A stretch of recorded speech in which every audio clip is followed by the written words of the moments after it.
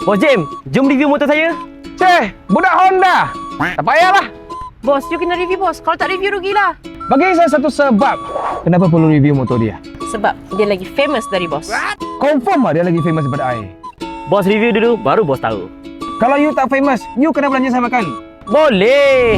Super Sport bike keluaran kebanggaan Honda yang dikeluarkan untuk menakluk segmen middleweight sport bike. Easy to control, easy to maintain, dan yang paling penting sekali, mampu milik. CBR 650 R guys.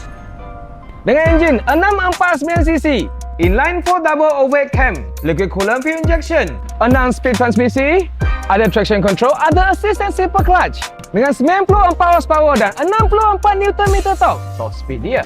Saya boleh bagi tahu, tapi bos tak boleh bagi tahu ayah saya tahu. Relax ah, saya tak kenal ayah you pun. 270 je. Encik Syarul yang jual kereta Honda. Anak you bawa motor main laju you tahu ah? Habislah aku. So guys, owner gamer, tech guy yang fokus kepada attention to details.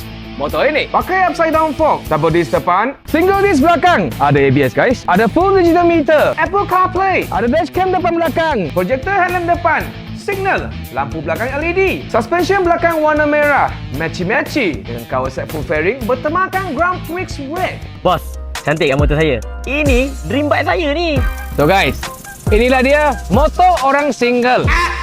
Bos, macam mana you tahu Single seat. Awak mau duduk mana? Pakai box GB lagi. Superbike pakai aksesori macam ini. Ekor pun tak buang. Orang tua saja pakai lah. Saya mirror takut JPJ. Kalau saya ialah awak, saya pun tak mau naik motor ni. Buat malu kumpulan. Bos, sikit-sikit sudahlah. Duit. So guys, stainless steel full system exhaust. Inilah bunyi dia.